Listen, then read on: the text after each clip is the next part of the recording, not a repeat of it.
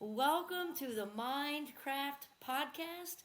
My name is Kimberly Quinn, and I have here with me the wonderful Erin Montgomery of our Success Group, and Erin is the author of the Fundamentals of Business Success. And I'll tell you that Erin and I have met in our mastermind group, the Rising Tide Lifts All Boats, and we became, sort of instant friends here. So I'd Yeah. like to welcome you, Aaron. Well, thanks for having me. Yeah, you're so much fun to talk to, and I couldn't pass up an opportunity to have a chat with you about mindset stuff, which is a big thing that I like to talk about as well.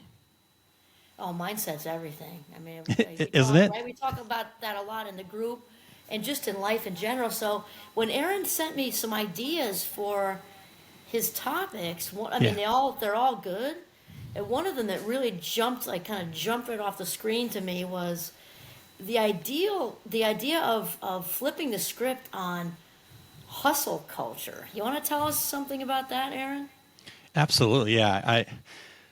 I was of that mindset that I just had to work harder, and I got into I don't know. We kind of jokingly in my little circle kind of call them the bro marketer world, where you have to grind. Let's 10x everything, and I understand it, right? We do need to take action, but I just didn't feel like I was getting anywhere, and was feeling more overwhelmed and more just behind because I wasn't, was I outworking everybody else? I don't know, right? And it became this competition, and so then I wasn't collaborating with anybody, and so it just this whole idea came to me with this like, wait a second, what if we flip that script, right? What if we started looking at clarity and purpose and mindset and come from that place and then see what happens. And it was kind of like greasing the rails when I made that shift in my brain.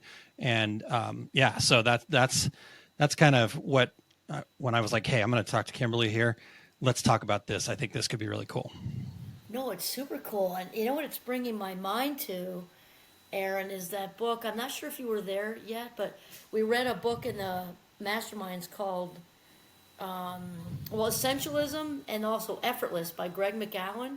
Okay. So I don't know if have you read those or no? I'm not. No, now I need to get my notes out here. I'll come back No, to no, no, the no, no. I was recording. just asking you. No, no, it doesn't matter if you did or you didn't. I was kind of just throwing that out to the audience Yeah. because this is what you're talking about is the idea that we've been conditioned, at least in the U.S. anyway, Yeah. to like efforting like a verb. Like so, you're kind of talking about that. So maybe you can elaborate on us being conditioned that the more hours we put in is going Yeah. to get us somewhere necessarily. Yeah. Oh man, that's so good. And I love that you brought up the fact that especially in the U.S. we've been conditioned that way. Yes. I remember my very first trip over to Europe, and was sitting there having dinner with some folks that were from Europe. They were hosting us, and they were talking. They were upset about the fact that for whatever reason things had changed, and they only had like 30 some odd days of vacation that year. And all of us Americans sitting around the table, like our jaws just hit the like 30 days. Like if we get 2 weeks, we're living in high cotton, right? So it definitely is a big thing here in the United States. We're just going to try to outwork everybody. And there's hard work is fantastic, right? We want to be, but when that hard work isn't really getting you anywhere, I Right. think that's where we kind of find ourselves kind of getting stuck, right? And that's the culture.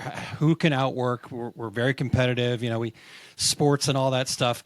One of my favorite, so I'm a volleyball guy. I know, I know you're a baseball person. We just went through all that in the mastermind, and I apologize that you didn't have the outcome that you wanted. But anyways, Oh, it's okay.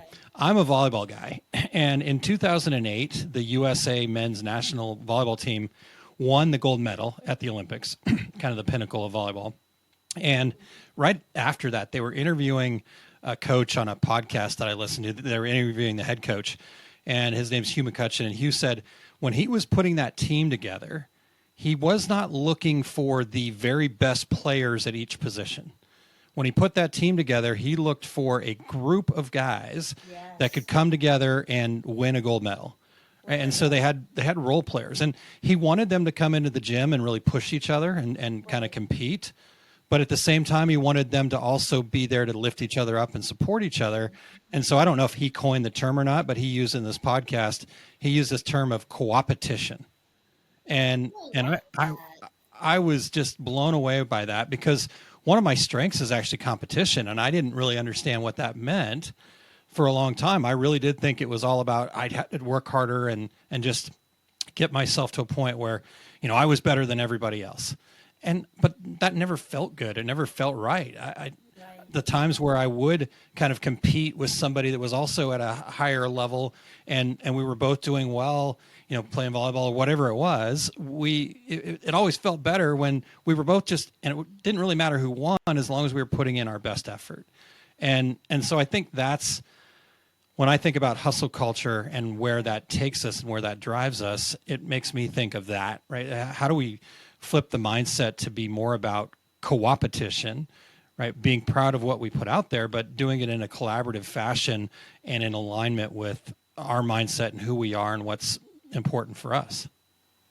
I really like that, Aaron. It actually took me to my husband and I were watching the movie Miracle the other night with the 80s hockey team. It's really similar, right? Because Yeah, they both absolutely. wanted, the guys were going to gel, not just who outworked whoever, you know? Yeah. Yeah. Yeah. And what else was I thinking of here? The competition. I really love that. So I liked also how you brought in the fact that the good old U.S. of A., which we love, is very individualized, right? It's an individualized society, so it is different than other cultures. The go go go, climb the ladder, Yep. do all the things, Yep. right, to get to the top. So how do you think? Because I love this, Aaron, about flipping the script and shifting out of hustle culture. How do you think maybe we would go about that? Yeah. Yeah. Yeah. That was definitely the big question once I started realizing these things. Like, how do we do this? And I think going back to what you said with the fact that we're kind of ingrained with this idea and it's kind of pushed, it's kind of part of our cultural norm. I think the best way to get out of it is to shift to what I would call an uncommon mindset. We just have to be willing to think differently. I'm not saying we have to be the rebel and go against all of the things. Like I'm a rule follower. It has nothing to do with that. What I'm talking about is being willing to say, well, why? Okay, I understand that that's the way that this has been done, or this is the way that you're supposed to get, you need to go out and go to college and get, white picket fence and the whole nine. But at any point during that process, do you stop and ask why? Right. And so I think the uncommon mindset tells us, well, let's ask why a little bit more and then question some of these beliefs, right? That we've got to 10x everything to be successful. Well, Right. what if we actually did 0.5 and were happier and more fulfilled and let go of the results and instead focused on the relationships, focused on the fulfillment, focused on why your God-given gifts? I think, again, going back to what I said earlier, I feel like that greases the rails and we could 0.5 the work and actually get there faster. Oh my gosh, Aaron, you're kind of preaching to the choir right now, because you and I are both out in the business world and doing different but similar things. Because Yeah. I think leaders are catching on. The good ones are. Yes.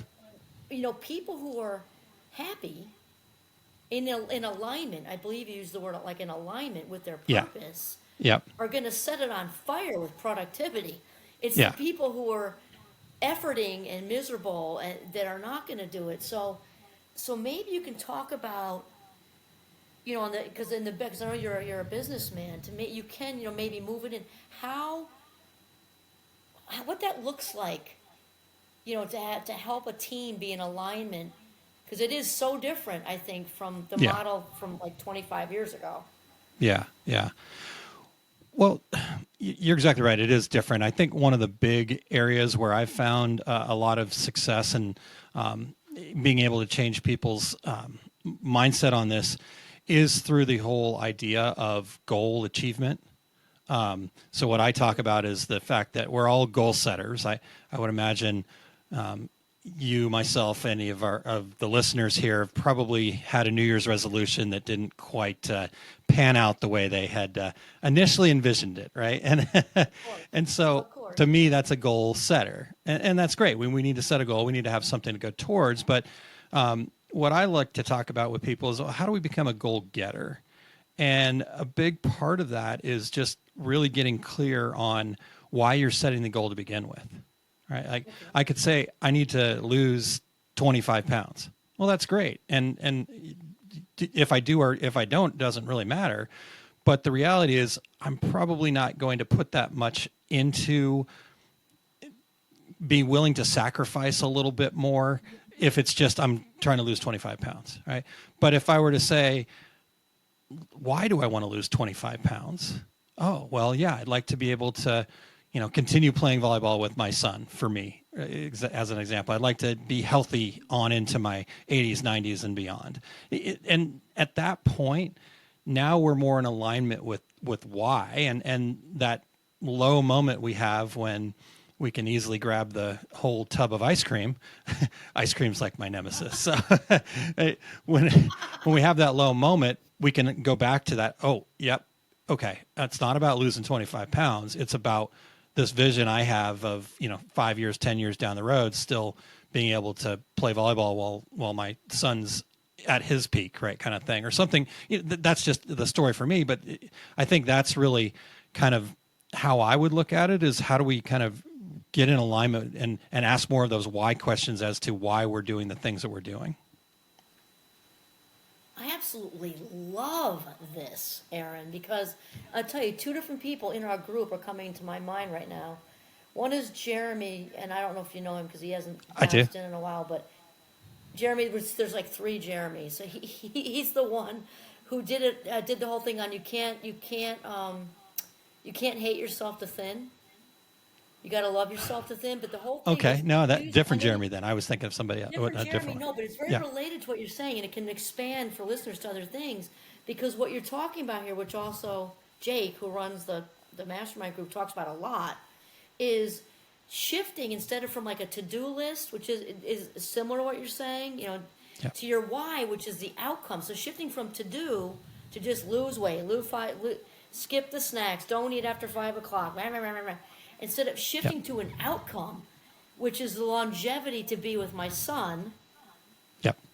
And that can be different examples, right? But we're shifting out of just the bullet points to shifting into the part that's going to actually keep the weight off. Exactly. And along with that too, when we are thinking from that bigger picture perspective, what that does for us is that allows that goal to not be so fixed, right? And not be so like, oh, I'm not there tomorrow, therefore I need to beat myself up and be really frustrated and upset. Because when we have that bigger picture goal, then it acts more like a North Star as opposed to a destination. And we can say, oh, yep, I see the North Star. Now I can just let it go and let it be up there kind of, if I get off track, I can put my eyes back up to it. But I can then now put my vision down into what I want to accomplish, and I've let go of the outcomes. And now the outcomes become nothing more than just feedback or data that I can utilize to make adjustments.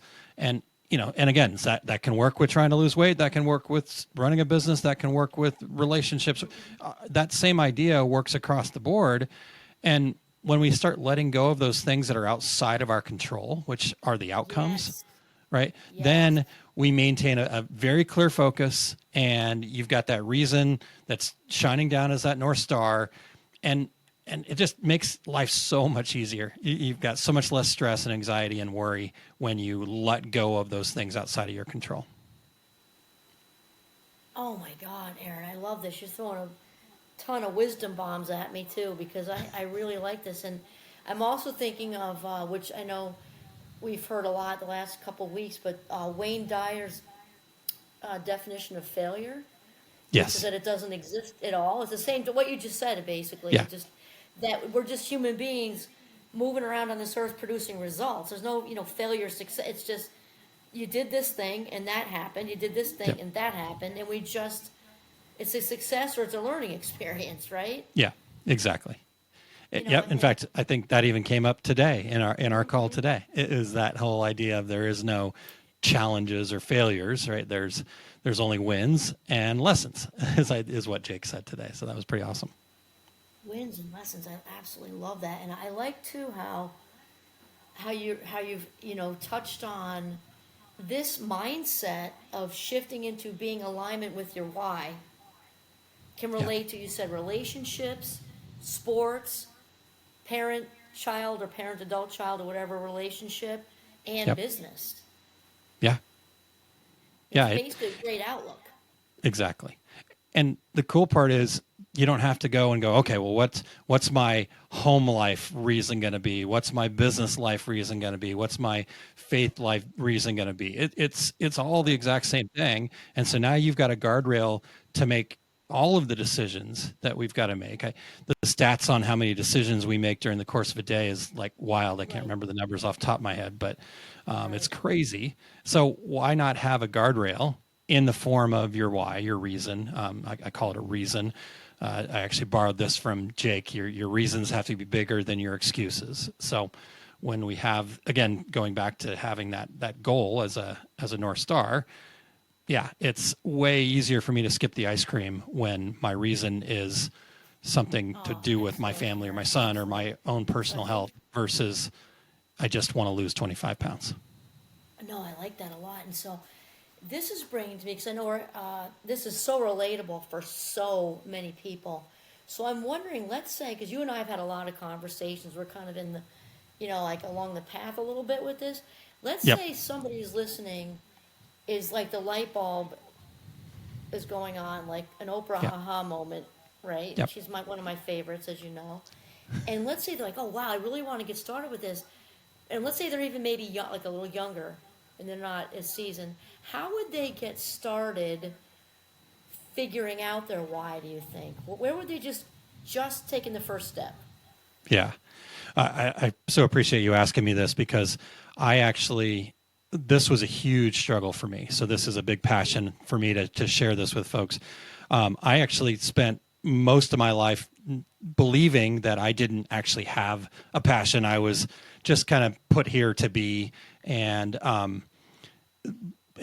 mean, I went through everything. I went through all the Jack Canfield stuff and loved all of that, but I couldn't quite pin down what my reason was until I had this chance encounter. And I don't believe anything's of chance, but I had this encounter with somebody that did strength coaching. Clifton Strengths some people might be familiar with that, but there's lots of ways to kind of find out what your strengths are. And I just happened to run into him, met him. I was going to have him on my podcast. So I said, well, maybe I should do the Strengths Finder thing just to make sure I know what I'm talking about when you're on my podcast. And light bulb moment. Once I did that, once we started talking about it, I realized that my purpose was directly related to the strengths. And the way I kind of connected those dots is I'm like, well, I wouldn't be put on this earth without being given the strengths to fulfill what I was put on this earth to do. 100%. And that was massive. So if you're kind of like, you know what, I don't really know for sure what they're talking about here, but I wouldn't mind checking it out. Do this. Go find like High Five. It's HIGH5 test.com, I think it is. You go just look it up on Google. It's a free test. You can find out. It'll give you some language to what your strengths are. And because it's really difficult as humans to determine what our strengths are, because it's who we are. We're so good at it, we don't even notice it. Right. And in fact, another kind of common mindset is we don't want to be braggadocious, so I don't even want to point out what my strengths are. So I try to, and that's what happened to me. My strengths are competition, problem solving, and making an impact. And I was like, oh my gosh, I'm an egotistical jerk. And I'm like, but that's not who I am. And what I realized was I was trying to suppress those things. And in doing so, I lost my purpose. And so by understanding what those were and getting language to it and being able to have better understanding of what that actually meant for me, then it opened up the whole world. And ever since I figured that out about 5 years ago, just been on fire trying to share my passion with the world. Oh my God, Aaron, that was really good because I'm also thinking that's true for everybody and possibly, I don't know because I've only been female, but maybe more true for men even. So the fact that you were able to say that, I think is really, really wonderfully strong and relatable for also any of our male listeners who are listening. Yeah, yeah. You do have to be. I mean, I spent 45 years of my life going, oh, that's too woo woo, that's too this, and Right. and I stayed in the exact same spot I always was at, and until I said, you know what if this worked, right? What if I were to just act as if this could work for me and actually played full out? Oh my gosh. Just, and so that would be my encouragement to any listeners, but especially the guys out there. You look around kind of the space that we get to play in, Kimberly, and they're definitely typically more females than males. And just because you guys are smarter and more open to the things that we need to do. No, this is just fantastic. And I'll tell you, and there are a lot of books out there too for which none of which I can name right now, but for leaders because the signature strengths, is what the father of positive psychology, Martin Seligman, has been talking about forever, but it didn't catch on. He was like in the 70s up till recently. It didn't catch on for like decades. And now, lo and behold, just what you're saying, Aaron, as leaders are getting turned on to this and giving different inventories like the one you just listed, there's a whole bunch of them. Because Yeah. lo and behold, when leaders, or when the person themselves know them, that's the main thing. Yeah. But if the leaders do a group thing, and they did this with me, at the college I taught at, so that Nice. our small group did the whole thing together. Nice. When your Yeah. leaders know what your signature strengths are, the productivity level like goes through the roof. Yeah, yeah, because they can put you in the right places. Right. I think forever we spent so much time focusing on, well, what are my weaknesses? I just have to get better at those weaknesses. Right. But the reality is, you let those go, and just the only reason you need to know anything about what your lower strengths are, whatever you want to call it, what some people might call a weakness, is just to make sure you're not walking into any blind spots. But beyond that, right, then just focus on how can you amplify your strengths. How can you amplify? I love this because in my example, and everybody laughed who knows me because I'm a big ideas person and my strengths Yep. like optimism and collaboration, all those things. You don't want to give me an Excel sheet because I'll stick pins in every toe before I won't be able to stand it. So like if you have a team, you can put that detail person there. Yep. Bring my creative self to look at the big picture. Like and Yeah. this is so valuable. And like you're saying, Aaron, that's like on the corporate level, but for us to be happy at what you're doing, right? Absolutely. I'll give you a quick example. Just my relationship with my wife is, I mean, we had a great relationship to begin with, but we so much better understand each other now because we both have language to put to each other's strengths. Her strengths are positivity and harmony. And so I know, because I like to rock the boat a little bit and ask a lot of why questions and try to solve problems.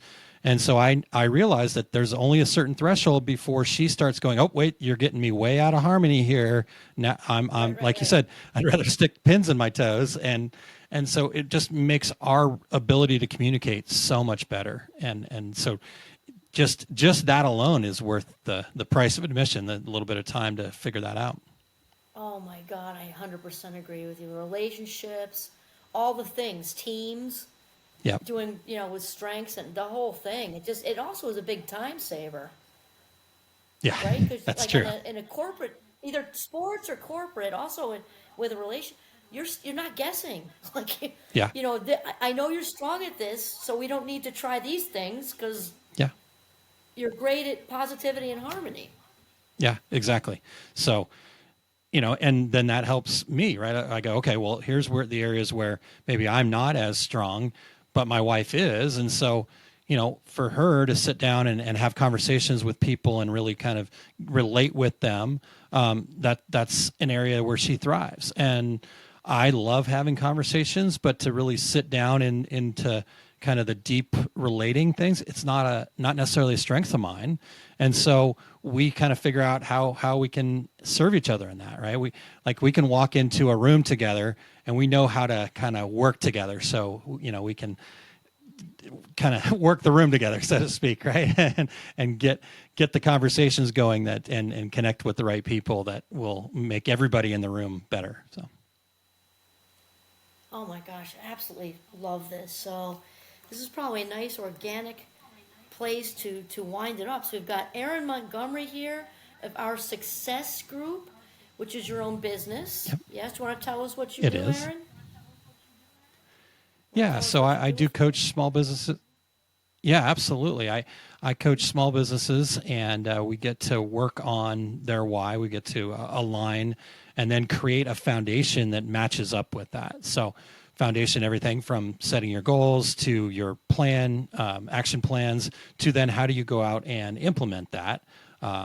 We do that in a couple of different ways, but ultimately it ends up with mastermind programs because I do believe that a rising tide lifts all boats. It was 100%. natural to find my way into that mastermind group myself. And so, that's kind of quick down and dirty of what I do.